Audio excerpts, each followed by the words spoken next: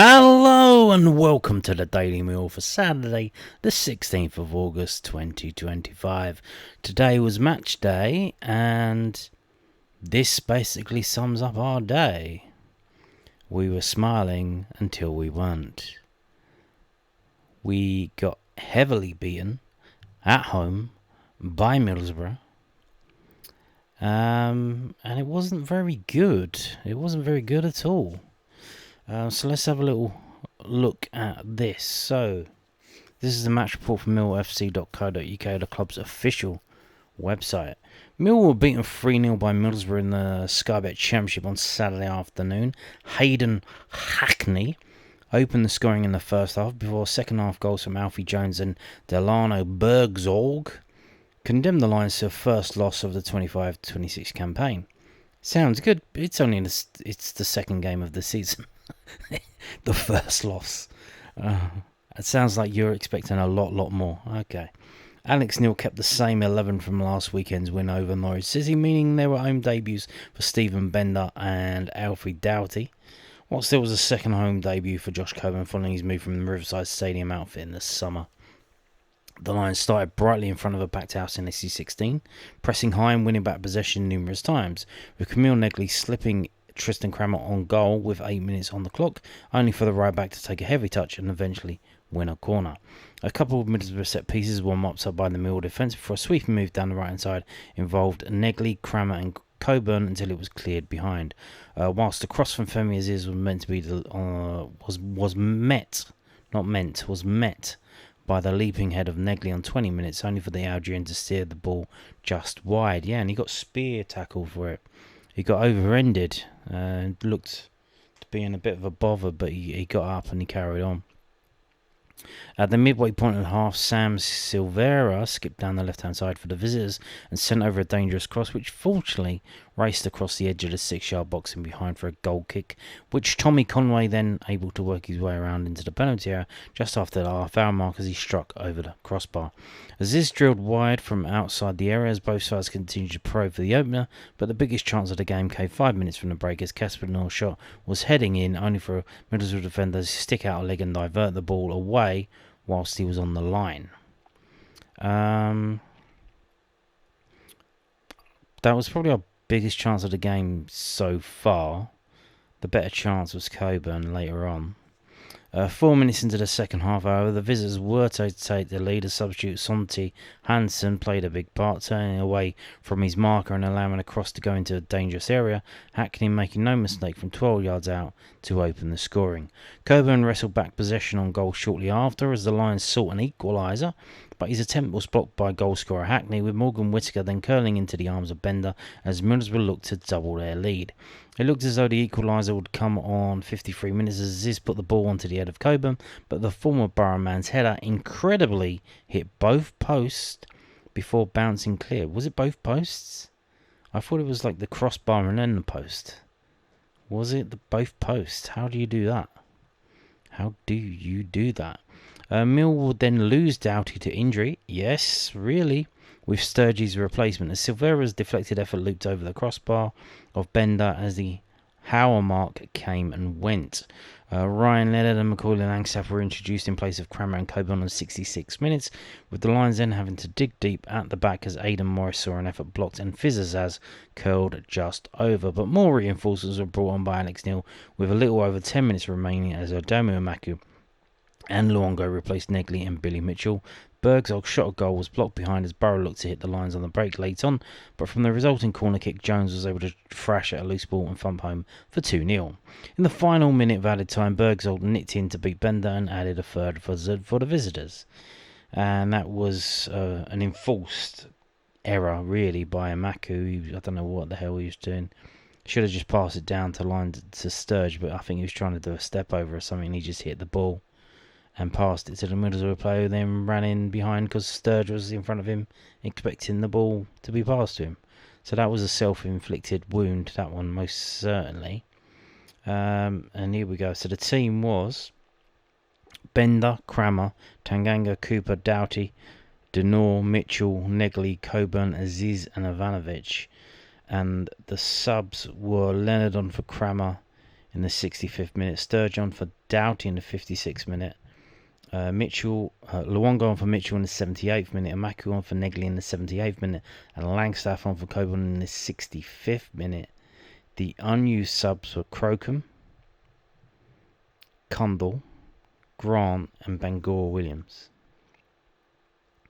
And there's some more information.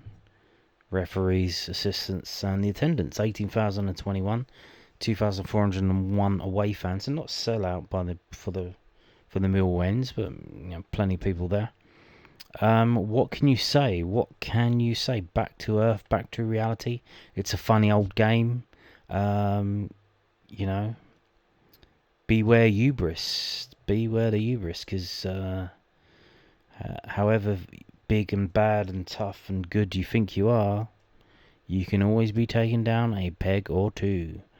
I think, first 25 minutes of the game we battled hard, and we huffed and we puffed and we didn't score. And I think one of the main problems is when you got two up front, you need to get the ball up to them. But we were trying to play it through, and trying to, play it through to them, play it through the wings and play through the middle of the team to get to the thing. So that didn't work, and then their manager changed things at half time. And they came out and they scored straight away, which does happen, has been happening to us quite a lot over recent seasons. And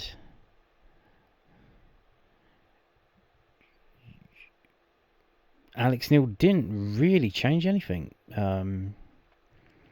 You think he should have. Here's the thing: if you're not winning a game,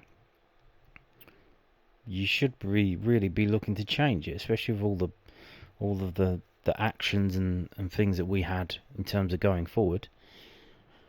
But then, what do you do to change it? I would imagine probably counterintuitive, but I would imagine you go one up front. And why would you do that? Because you're trying to score, but if they're not getting the ball up to them, then what's the point? Just add another person in midfield, bring Cundall on, bring Bangor Williams on. I don't know, but again, another thing to come from the game, Doughty's injured now. So the main attacking threat for the last game against Norwich, he didn't really do much in this game, but he got injured, and more on that in a minute, but it could be out for a couple of months at least. So that's not good. So what's plan B? Do we have a plan B?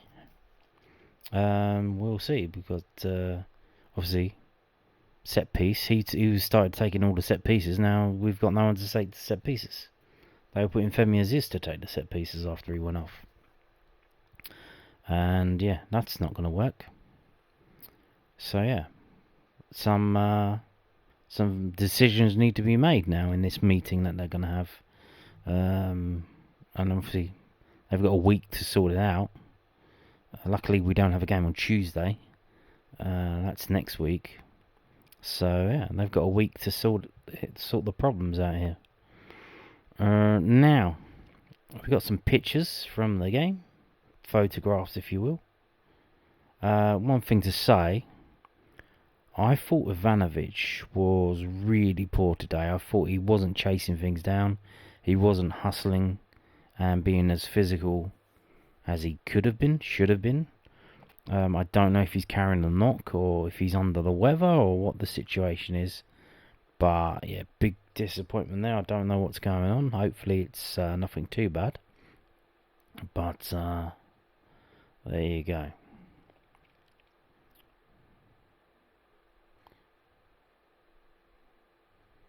There's Coburn there.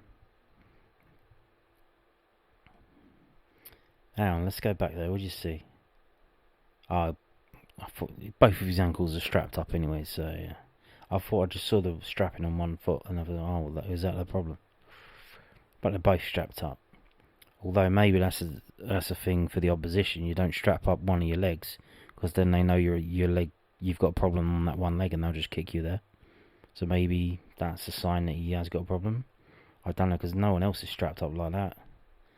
So yeah, then why would you play him if he's not fully fit? Put him on the bench if you need him. Bring him on. And we're back round there, so there you go. There's the pictures. Now we've got some post-match comments from the head coach manager from southwarknews.co.uk. Alex Neil on what really irritated him in Mill's 3-0 loss to Middlesbrough, and why tactics went out the window in the dying stages of the game. Alex Neil gave his post-match reaction to Mill's 3-0 loss to Middlesbrough today and explained what really irritated him about the line's second-half performance. Neil's side started their first game of the season strongly, pressing high and unsettling Borough's backline. Mill came close to scoring in the first half, with Casper Nor's volley cleared off the line by Luke Ayling. Middlesbrough struck early in the second half when the Lions gave the ball away in their half, and Morgan Whittaker squared it for Aidan Hackney to finish. Josh Coburn hit both posts with a header shortly afterwards, but Mill struggled to threaten Borough's net in the final 30 minutes of the game. The Yorkshire outfit, Yorkshire? Tees? It's the Teesside outfit, is it not? I guess historically it was Yorkshire, I think, but I mean it's Teesside now. Scored two more late on to seal the 3 points via Alfie Jones's poked finish following a corner and Delano Bergzog's finish through Stephen Bender's legs. Neil was frustrated with several aspects of his side's performance. I felt we missed a lot of opportunities in the first half to cross the ball when we got into good spaces, which was really frustrating because a lot of times we go into good areas and we turned it down on the ball and ended back up the halfway line. So that was really frustrating. We had the best chance in the first half. Casper hits one and the lad blocks it on the line. It was one of those ones where I'm relatively pleased but frustrated at the same time at half-time, because I thought we were the better side. I thought our ship got the better of their ship, and I thought we pressed them well and we were more dominant than them throughout the game. What really irritated me is that we spoke at half-time about transitions, about not getting the ball away cheaply, because I felt the best moments in the first half came from us giving sloppy passes or taking too many chances or getting into good areas and just working at an angle to put the ball in. We overcooked and the first goal comes from giving the ball away down the left-hand side, and we run right past the ball on the counter. And then we start jumping out into spaces we don't need to, and they get the first goal. And then from there, I actually thought our reaction was alright. We got back into the game. And I think one of the only times we got behind them in the second half, Femi puts a good cross in at the back post, and Josh Coburn, he should score. He hits both posts and it comes back out. And I thought it was a key moment in the game for us. Then the second goal was extremely frustrating. It was a corner. We actually run under the ball. We missed the first header, but then there's the ricochet. And we don't land on it, and they shift their feet. And normally in those moments, we have been very, very good since I've been here. But I thought the goal was cheap, really cheap from our point of view. Then, to be honest, after that, the tactics went out the window. I put Femi on, I put Adomo on, and the game's burst wide open. The tactics are not generally in the game, and we looked a bit disorganised, shall we say. But I tried to make it disorganised in the hope that the next goal might fall in our favour, and unfortunately, it doesn't. We gave the ball away in a really poor area, and there's reasons why players in our team are told to just dip and run and get in behind them, because that's their strength. And we gave the ball away in the cheap area, and again, it cost us a goal. So yeah, Amaku, that's the third goal was on him, really. And you can see he's literally told him to just hit it and run. Don't try and pass the ball. You're quick, you can run. So run. But, what can you do? We have another. Obviously, there's a lot to talk about. So, we've got a lot of conversation. This is again from southwarknews.co.uk. We're not that type of team. Alex Neil outlines where Mill need to improve after 3-0 loss to Middlesbrough. Alex Neil outlined where Mill needed to improve after their 3-0 loss to Middlesbrough at the Den today. The Lions had the better of the first half, and Casper Noor had a shot cleared off the line, but Borough struck early in the second half via Hayden Hackney to take the lead. Yeah, we know all that. blah, blah, blah, blah, blah, blah. Borough took 11 shots in the second half, 5 of which were on target compared to just 1 in the first half. Neil did not think his side did the basics well enough. I thought even when we did flick balls on, we didn't anticipate it enough. I think there's one in the first half where Josh gets down on the left-hand side and he takes it and he sets it and we get a cross in the box. Second half, every flick on we did win. We're either offside or they reacted first and landed on the second ball. And I don't think it's simplistic as if the lads have been doing fine and we didn't use them well enough. I think I didn't think for spells at the second half that we did enough in the game. And we didn't win enough duels and we didn't track our men well enough. We didn't put a foot in at crucial times in the game. And that's the things I haven't really seen from us since I've been here. So that's probably the bits that need to be better for me. When you start popping the ball around and everybody wants to be a good player and all that sort of nonsense, what happens is you forget about your duels, you forget about the basics. You forget about running hard because you're too busy thinking about your next touch and opening your angle and that sort of stuff. And we're not that type of team, by the way. I thought today in the second half, we felt that type of team. And that's not what I want us to be. We need to recognise that as a group and we need to obviously make sure we fix it. So basically, he's saying they're passing it around just for the sake of passing it around. You remember, you're moving the ball around to move the opposition players around to create openings for you to pass into or run into, for someone to pass the ball into and you can shoot and score. That's the point of passing it around. It's not passing it around to be, oh, look at me, I'm passing the ball around. Wow, yeah, that's not it. And here we go again. More stuff from Alex Neil, again from the southernnews.co.uk. Alex Neil thinks Mill were the better side for much of their 3-0 loss to Middlesbrough today, but the scoreline means that doesn't matter.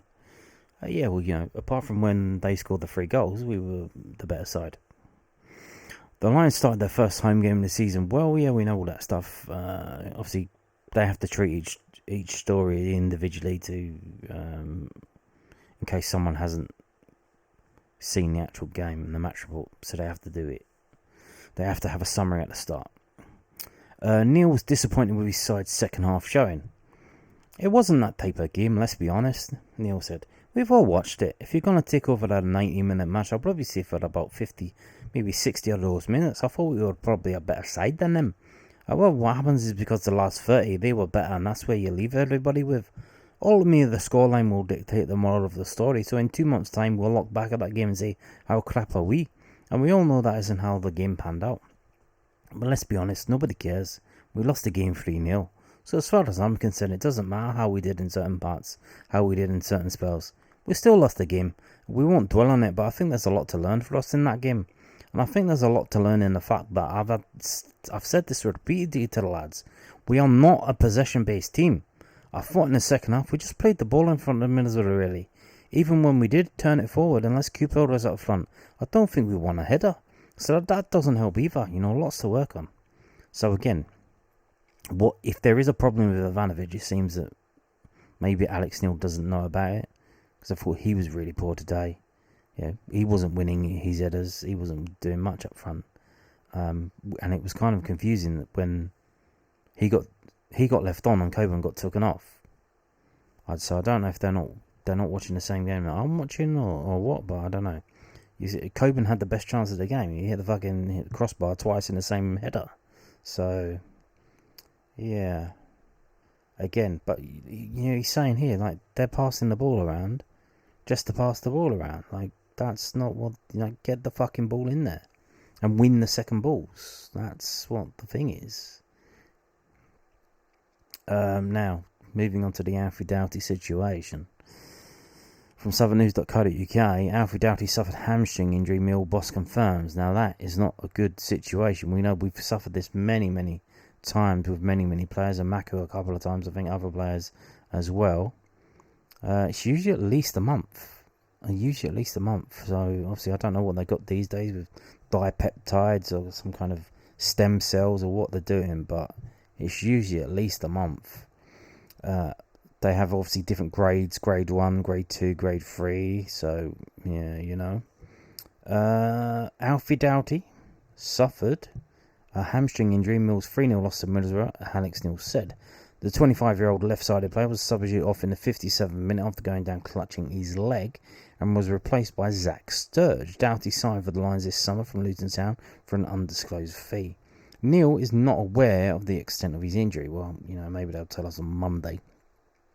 This is something, I believe, really, really disappointing because Alfie is a great player for us, and that certainly didn't help either, but I don't know the extent of his injury, by the way. So, yeah, the main signing of the summer, you could say, and he's injured. He's out injured.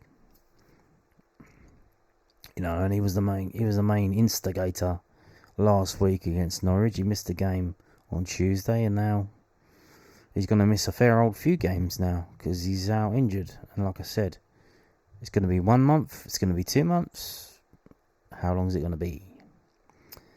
Now, it is way too early to be looking at tables. So guess what we're going to do? We're going to look at the table. I'm going to show you the results from the rest of the Championship if you haven't seen them today. Norwich went to Portsmouth and won, so that's not a bad place to go and win. 2-1 they won.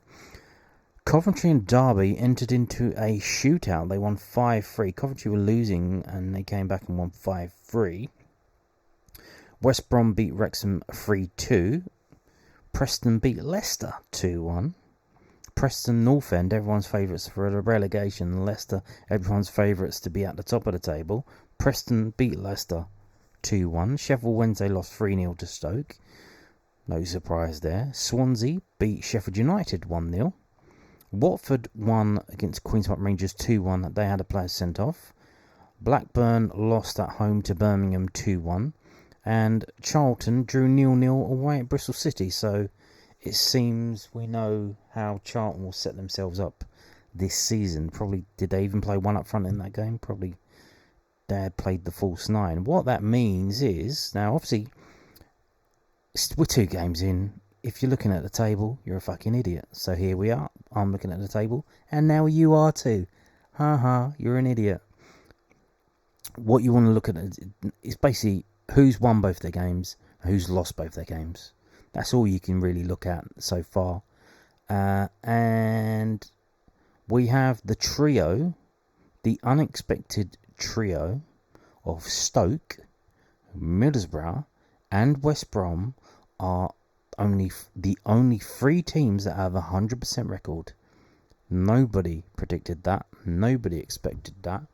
That is highly unusual and highly unexpected. Although Southampton, who are some people's favourites to go back up, they play tomorrow. They're away at Ipswich, and Hull and Oxford are playing. And so far, so going to the other end of the table, there's a lot more teams that have lost the first 2 games, including Sheffield United, which is a bit of a shock. Sheffield Wednesday isn't. Sheffield United have lost both of their games. They've only scored 1 goal. They have the same record as Sheffield Wednesday. My goodness. Lost 2 games, scored 1, conceded 5. The team with the worst defence in the league is Derby County. They've conceded 8. And they've lost both of their games. Oxford haven't scored a goal yet. They've only played 1 game though, to be fair. So have Hull. If we move on to the teams that have played 2 games, the only teams that have played 2 games and not conceded a goal, Charlton is one of them, who are above us in the table. They won 1, drawn 1. They've only scored 1 goal, and that's got them 4 points. They got 4 points from scoring 1 goal because they haven't conceded a goal. They have not conceded a goal in 2 games. And the only other team to not concede a goal in 2 games in the league is Middlesbrough. So it may come to pass later on in the season that we see this result as not, well, it's a bad result, but not as bad as we expect, because everyone's expecting Middlesbrough to finish, between 7th and 12th. They don't think they're going to be that good. Maybe they are actually better than everyone suspects. So maybe they'll be there or thereabouts at the end of the season. But we wanted to be there or thereabouts. So we have won one game. We've lost a game. We scored 2, conceded 4, which is not that good. Because, as mentioned in the pre-season preview, the teams that have the best defences are at the top of the table. And that's a simple fact.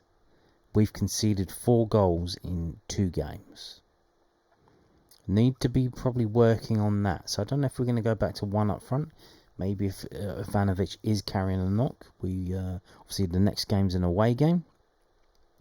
So I don't know. But we'll see what happens. We'll see what changes Alex Neil makes. We'll see the decisions that get made. Obviously, certainly one change has to be made because Alfie Doughty is injured. So that's a change that needs to be made. Although you imagine it's almost certainly going to be Zach Sturge coming in. But you never know. And on that note, thank you for watching and goodbye.